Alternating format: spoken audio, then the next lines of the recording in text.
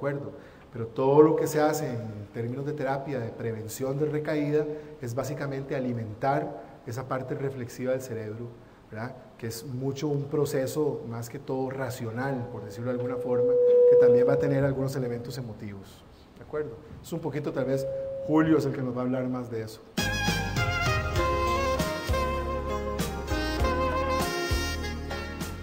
Bueno, como les dijeron, mi nombre es Luis Carlos Sancho.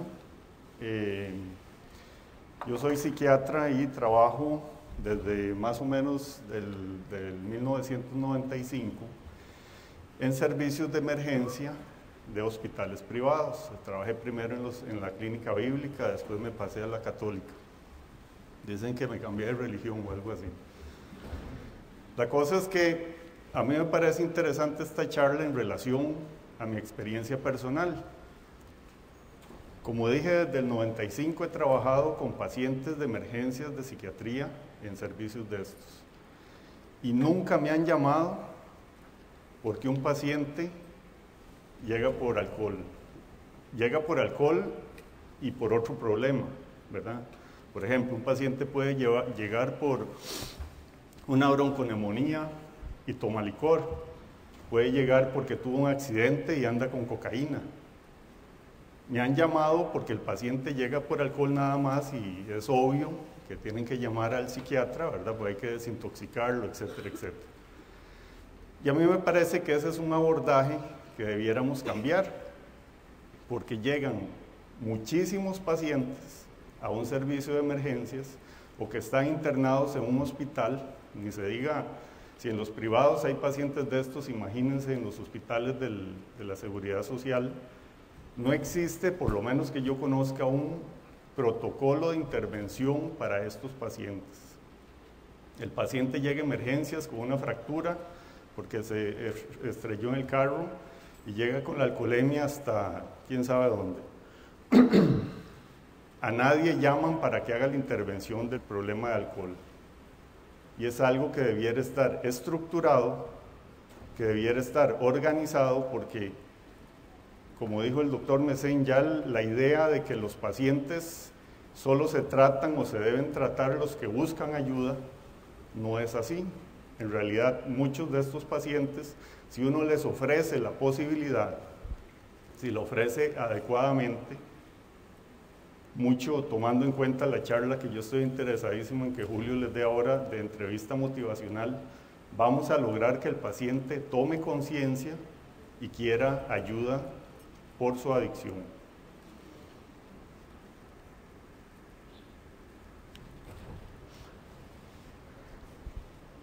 Evaluación por otras enfermedades. Entonces, muchos pacientes consultan por otras enfermedades médicas o psiquiátricas. Como les dije, llegan porque tienen bronconeumonía, porque tuvieron un accidente, llegan porque el paciente está con depresión y ni siquiera le preguntamos si está tomando mucho.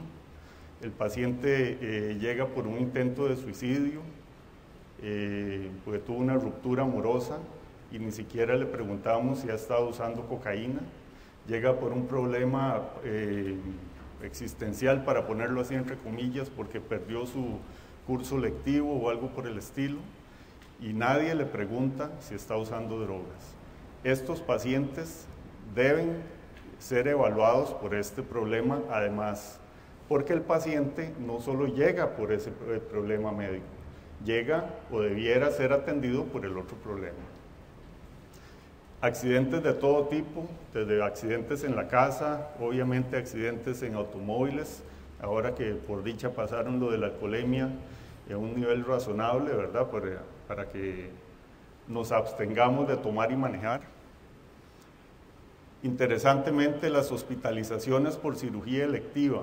A mí, como dije, me toca ver mucho paciente en interconsulta hospitalaria, y el paciente, el cirujano no entiende por qué el paciente dejó de dormir, está todo ansioso, está inquieto, está que se quiere arrancar las vías y salir corriendo.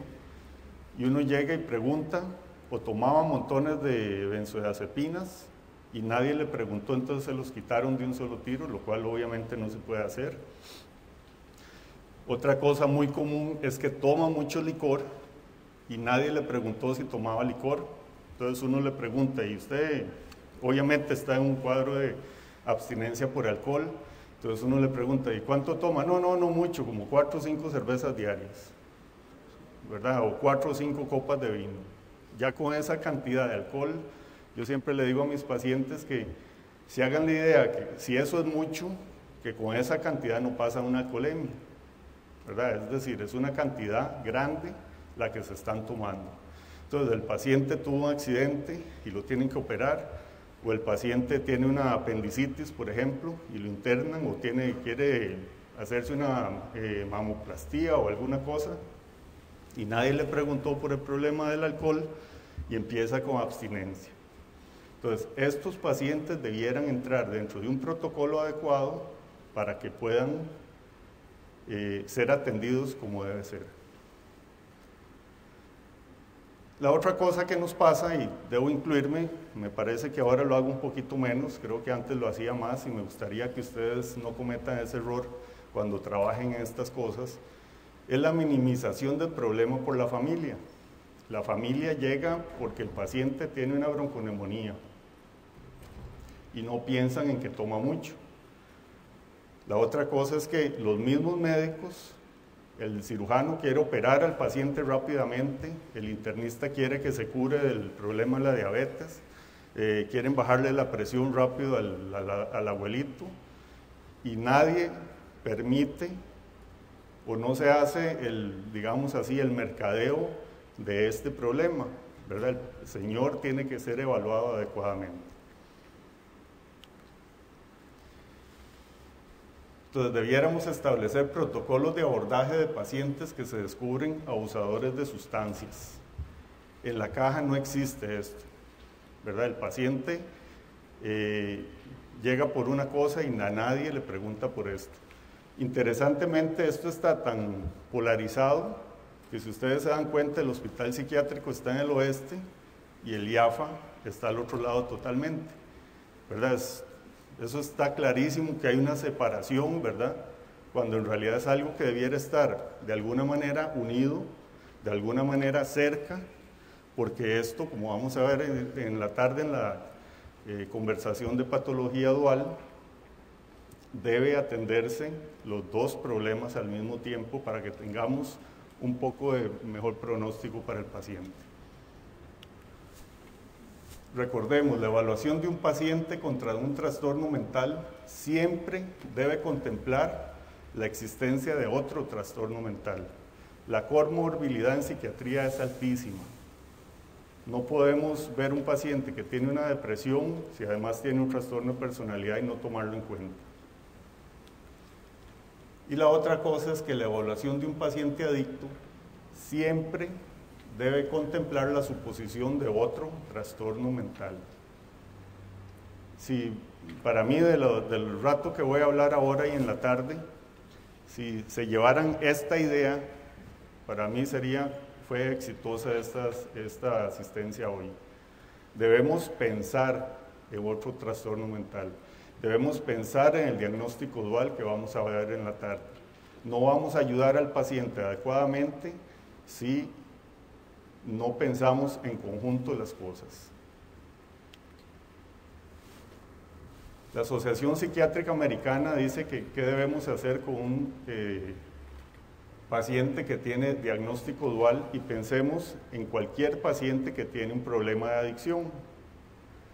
Debemos hacer una buena evaluación, como ustedes ven ahí, es una evaluación clínica muy clara, una historia longitudinal completa, una historia del padecimiento actual completo.